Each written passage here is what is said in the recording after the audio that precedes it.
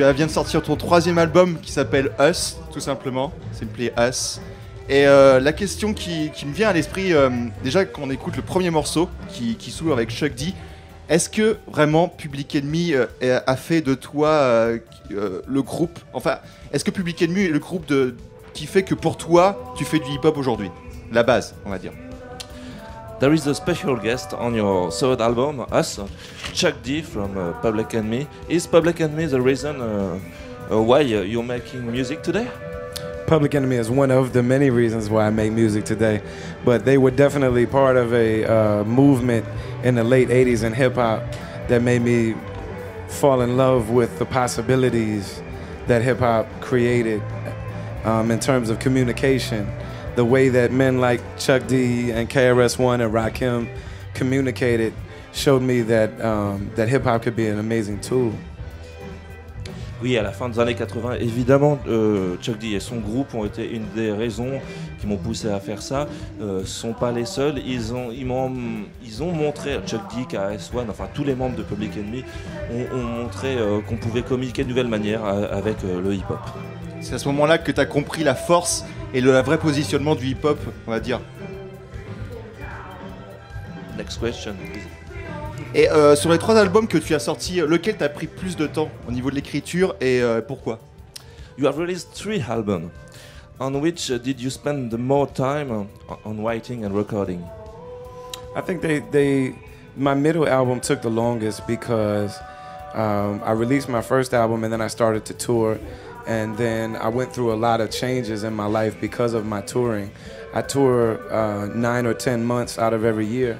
And so when I did that, it changed my entire life. I was homeless for a little while. I have a son, and I have custody of my son, so we were homeless together for about a year. I was divorced from my first wife, and I had to reconstruct my entire life. So it took a few years to get my life together, and then my middle album, my second album, Undisputed Truth, is about those years. So it took me about 3 years to make that album. Définitivement, c'est le second album, celui du milieu, qui m'a pris plus de temps, 3 ans exactement, à enregistrer à cause de gros problèmes personnels. J'ai même été sans abri un moment en charge de mon enfant, divorcé, et tout ça, c'est ce qu'on peut entendre sur l'album. Voilà, c'est forcément le deuxième. Et d'ailleurs, dans le troisième album, il y a beaucoup plus de chants qu'auparavant. Est-ce que maintenant, tu te sens beaucoup plus serein et beaucoup plus confiant envers ta musique? There's more lyrics and singing on your third album. Do you feel more confident with your voice and singing? I think that, over time I started out just rapping, and I've always loved soul music and blues music.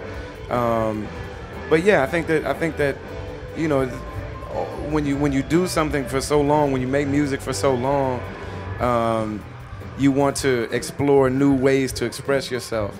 And sometimes just saying the words doesn't express the feeling as much as if you're able to sing them. And I don't think I'm a great singer, but I believe that it's more expressive sometimes to mix the two, singing and rapping.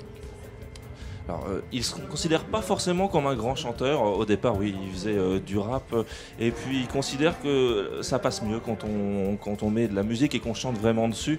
Il parlait également de blues en plus du hip-hop dans sa façon de chanter. Voilà. On va revenir à tous tes débuts parce que c'était aussi producteur. J'aimerais savoir sur quel matériel tu as commencé au tout début. Et le fait que maintenant beaucoup de producteurs utilisent le numérique t'a fait changer ta perfection au niveau de l'écriture, on va dire, dans la production. 2 questions in a row. You're also a producer. Could you describe how you started recording, on which devices, the process? Well, I'm an MC. That's who I am as a human being. I started producing when I was young just because I didn't want to have to depend or wait for other people when I wanted to make music. I wanted to make music whenever I felt inspired to do so. So I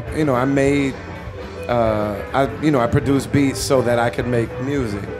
And I used the SP1200, and I used an old drum machine called the Yamaha RX-7. Now I use an MPC. But as soon as I got with a real producer, as soon as I teamed up with Ant, who's my producer for all of my albums, You know, producing is something I only do for fun now. I don't take it seriously. Au départ, je suis un MC, mais au départ, quand j'étais plus jeune, je voulais produire mes albums pour pouvoir tout contrôler. Alors j'utilise, il a cité différents matériels comme la SP12, mais surtout le MPC qui est bien connu. Maintenant, il travaille avec un producteur depuis longtemps et il fait juste pour le fun. C'est juste pour le fun de se produire de nos jours. Next question: do you feel comfortable with digital recording and technology? Do you feel comfortable with digital recording? I prefer real life things. I prefer tape and records, and you know, I don't like to produce on the computer. I like to be able to hold things, you know. And the same is true for recording, and you know, but I do record digitally, and my albums are available digitally. But I just prefer to be able to touch things, and maybe it's because I'm legally blind. I don't see very well. But I need to be able to touch things. Alors oui, je préfère pas le digital, bien que j'enregistre un petit peu en digital. Peut-être ça vient du fait que je sois aveugle, ça me fait ressentir les choses de cette manière. Je préfère les cassettes, je préfère sentir les choses tout simplement.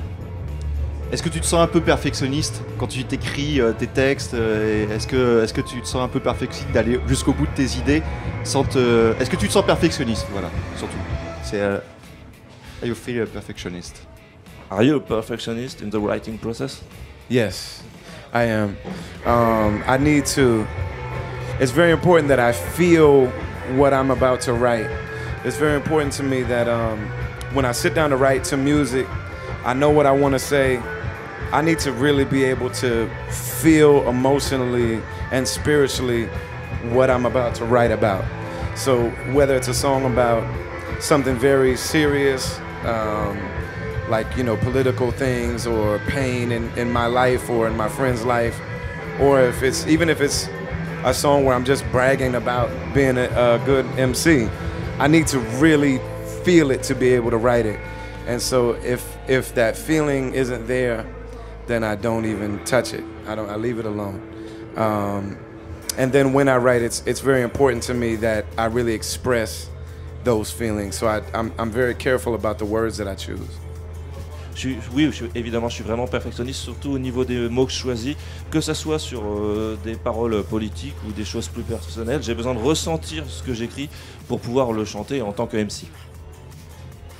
Revenons à ta tournée européenne. Est-ce que tu as eu t'as rencontré des MC, des groupes de hip-hop européens que tu as vraiment aimé, ou voire même peut-être des collaborations? Est-ce que tu as des groupes de hip-hop que tu conseilles vraiment européens de très très bonne qualité et qui t'ont vraiment marqué, on va dire?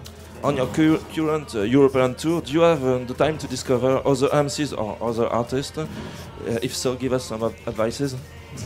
I listen to a lot of music. I listen to a lot of young artists as well as the ones that I you know, my heroes.